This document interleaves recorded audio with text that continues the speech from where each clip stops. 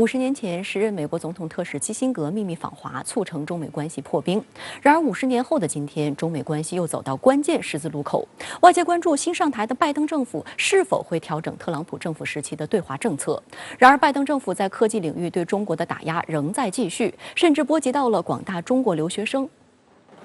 美方拒绝500多名中国留学生赴美留学签证一事持续发酵。美国务院发言人狡辩称，相关措施依据第10043号总统令，只影响少于2%的中国籍申请人。对此，外交部发言人汪文斌周五引用美国乔治城大学的报告公开批驳，每年预计有3000至5000名拟赴美留学的相关学科的中国研究生受到影响，占总人数的16%到27%。这与美方自我标榜的开放自由理念和欢迎中国学生的表态完全不符，是继续在开历史倒车。分析指出，美国限制中国理工科留学生签证，本质上是一种对华技术封锁，是美国科技霸权的体现。近年来，美国在科技研发和人才竞争领域的焦虑感越来越强烈，这种针对中国科技领域的遏制与打压，也早已延伸到留学领域。2018年6月，美国限制了包括机器人制造应用、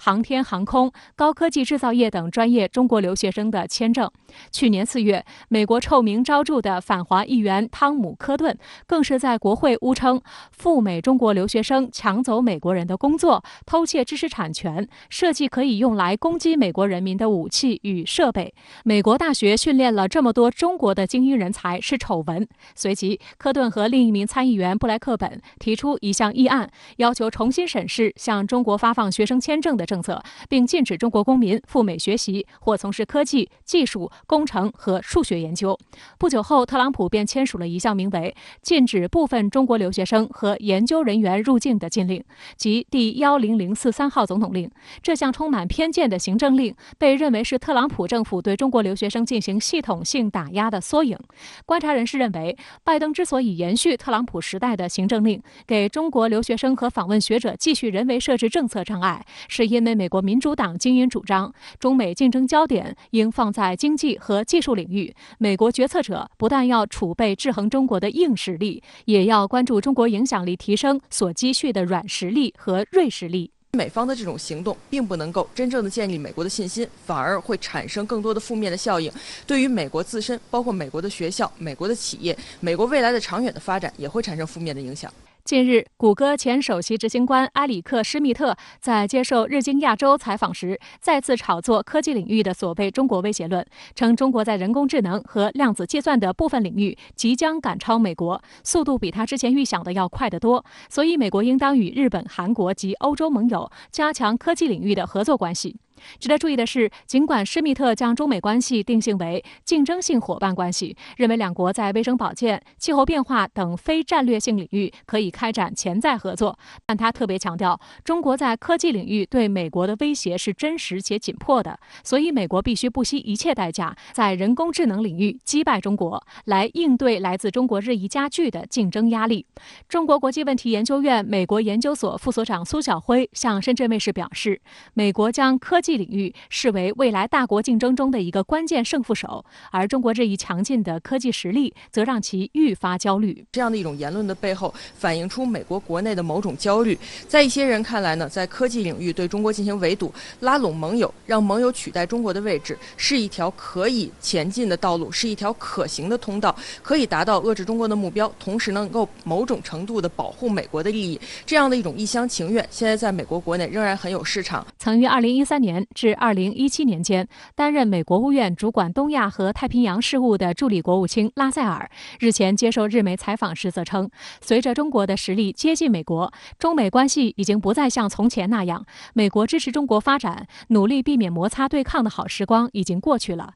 拉塞尔妄称，如今的中国越来越强大的同时，其行为变得危险和令人不安，引发了美国方面的警惕。他更是断言，只有在美国实力远超中国之时，两国关系才能保持稳定，因此美国需要加强与盟友的关系，只有这样做才能让中国有所妥协。拉塞尔的观点遭到新加坡国立大学亚洲研究院杰出研究员马凯硕的驳斥。马凯硕本月初在美国国家利益网站刊发题为《美国会输给中国吗》的文章，一针见血地指出，妖魔化中国的势头在美国日渐强劲，每一天都有重要人物就所谓中国威胁发出警告。马凯硕对美国的战略自满感到惊讶，并判断，如果美国继续怀揣这种自满，将幼稚地陷入一场可能输掉的竞争。如果美国试图孤立中国，最终的结果是自身将受到孤立。文章认为，美国深陷经济霸权和军事霸权的执念，对中国的认知存在一系列误解，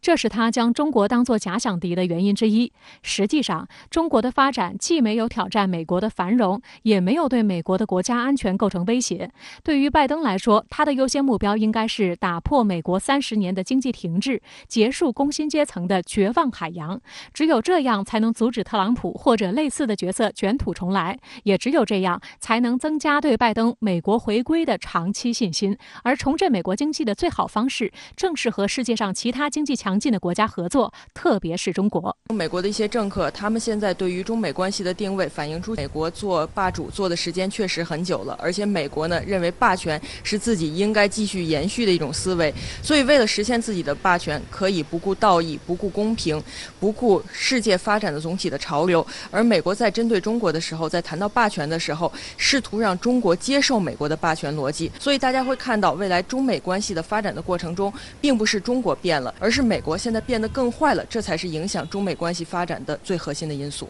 在周五举行的纪念基辛格秘密访华50周年的活动上，98岁的美国前国务卿基辛格强调，时至今日，美中两国间的合作需求并没有减少，所以应当尽快展开对话，以解决当下的分歧。而对于美方有人宣称对华接触的时代已经结束，1972年尼克松访华时的翻译，美国防部前助理部长傅利民在活动上明确进行反驳。And in the Shanghai communique, both sides acknowledged that our socioeconomic systems and histories were different and said, nonetheless, we have things we can cooperate about. So let's set those differences aside and get on with cooperation. And it worked. It was very good for the United States and for China. So I completely disagree with the assertion that engagement failed. And I hope we will re-engage in the spirit with which Dr. Kissinger opened this relationship. 好的，我们继续来连线特约评论员吴伟。吴先生，自美国拜登政府上台以来，不仅没有在关税战、贸易战方面有所收敛，更进一步掀起了所谓中美科技战。作为附带伤害，很大一批中国学子赴美留学计划被卡在了签证这一关。您对此如何看？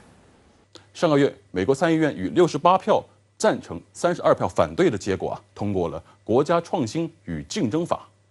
参议院多数党领袖舒默表示，这是对无尽边疆法案的补充。这份长达2000多页的美国国内法涉及科技领域的方方面面，从具体的这个科技产业到科技研发、科技人员交流、科技安全，它是覆盖甚广。其宗旨在我看来就是一句话：确保美国在科技领域长期保持优势地位。有媒体敏锐地发现，这份法案里充斥着战略竞争法案、应对中国挑战法案的文本。科技研发领域是一个人才密集的高地，美国政府认为必须加强人才交流的管制，扎紧这个科学技术交流的藩篱，才能在源头上堵住美国科技安全的漏洞。在我的理解之下，美国这套逻辑的潜台词是不能出现下一个钱学森，让中国在关键科技领域实现新的重大突破。但是美国政府的这套逻辑又是充满漏洞的。我用一句话就能反驳，那就是钱学森在加州理工大学的老师冯卡门是匈牙利籍犹太人，美国的火箭之父冯布劳恩博士则是地地道道的德国人。美国在关键科技领域取得重大突破，不正是建立在海纳百川的基础之上吗？确切地说，美国之所以能够在第3次工业革命中拔得头筹，进而成长为世界第1强国，离不开人才红利的决定性作用。而美国自2战以来的人才红利，源于拥抱世界人才的胸襟。如今，那个自信与包容的美利坚合众国，已经沦为一个越发不自信、一个充斥着被迫害妄想症的偏执老人。我相信，无论是特朗普，还是拜登，亦或是那些所谓达成共识的美国两党人，正在亲手扼杀美国科技领域世界头把交椅的地位。他们似乎忘了，在美国硅谷的诸多互联网巨头企业中，有多少来自中国的 IT 从业者，忘记了在 NASA 的这个尖端实验室里，有多少黄皮肤黑眼睛的天才工程师，忘记了在数学、物理、生物这些基础科学领域的国际比赛中，登上领奖台的大多都是来自亚洲的孩子们。如果美国政府真的在扼杀中美学术交流、民间交流的路上越走越远，那么他们终将亲眼见证美国这棵人类科技领域的参天大树，最终因为失去养分而枯萎。他们终将意识到，这场所谓的中美科技战只能是打了个寂寞。好的，也谢谢吴先生跟我们共同在线分享您的观点，谢谢。